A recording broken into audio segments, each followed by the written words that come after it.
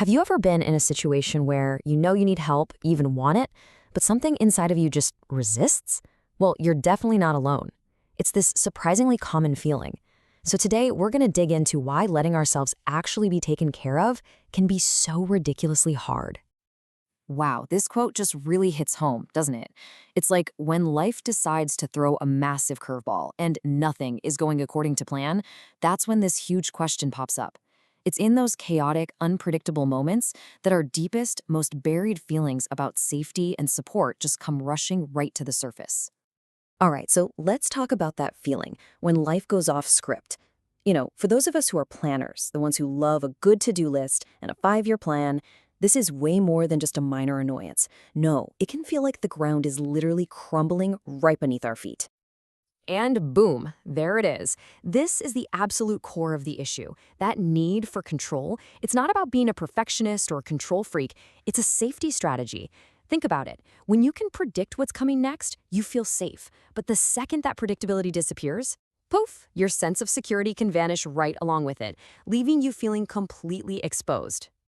Now, this often connects to a specific role that maybe you've played, being the strong one, right? When you're the person always shouldering the responsibility for your family, your finances, your work, you name it, you start to build this really powerful and usually totally unconscious belief system about yourself and the world.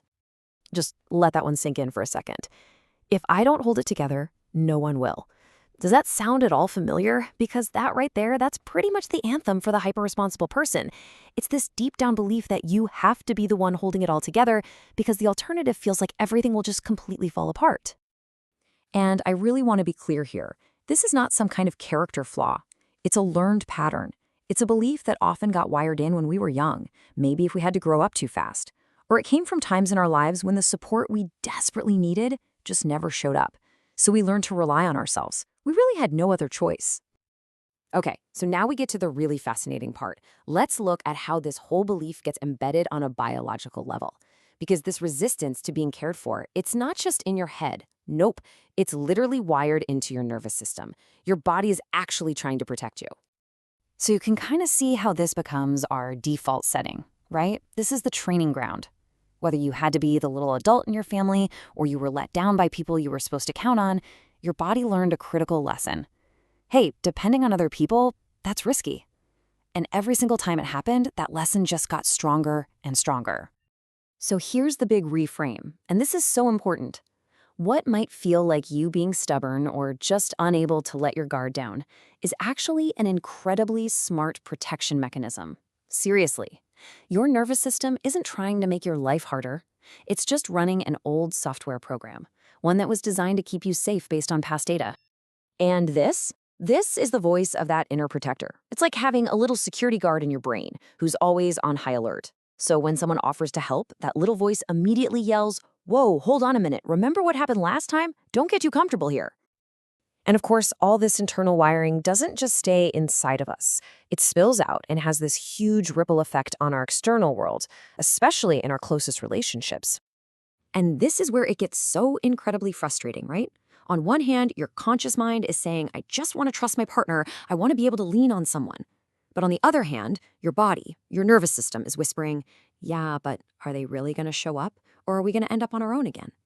And that gap between what you want and what your body fears, that's exactly where that feeling of being alone lives. And you see this pattern pop up in so many ways. It might look like needing to micromanage every little detail when you're in a new situation, or having a really hard time trusting a new partner, especially if there's any distance. It can even make it tough to have faith in something bigger than yourself. It's like you're subconsciously looking for proof that confirms your deepest fear, that, yep, you are in fact on your own. So what can we do about this? I mean, what's the solution here? Well, the good news is just understanding all of this is a massive first step. And now we can talk about a really gentle practice to start teaching our nervous system that it's actually safe to receive support. Okay, and this part is absolutely crucial. The goal is not to fight that resistance.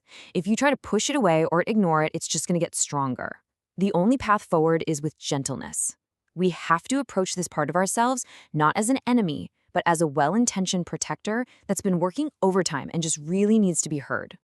So here's a simple but honestly really powerful practice you can do to start that rewiring process. First, just place your hand on your heart or your belly. That physical touch is super grounding. Second, you just acknowledge the feeling, you name it without judgment. And then third, you open up a dialogue with that part of you just by asking a really simple, gentle, curious question. And you know what's great? The answer to that question doesn't have to be some monumental, life-changing thing. Support can be incredibly simple. Sometimes your body might just be asking for a glass of water or 5 minutes of rest. Maybe it's a quick prayer or sending a text to a friend. The whole point is to just listen for what your system needs in that specific moment. And let's really focus on this number, 5%. We are not aiming for a 100% fix overnight. The goal is just to feel 5% more supported. That's it. It's such a small, achievable step, and it begins to build a new pathway of trust in your nervous system, proving, little by little, that it's actually safe to let go. So I'll leave you with this question. And this isn't just a question for when you're in a crisis, it's a question you can carry with you every single day. By asking it, you start an active, compassionate conversation with yourself, slowly and gently rewriting the entire story of what it means to be truly and deeply cared for.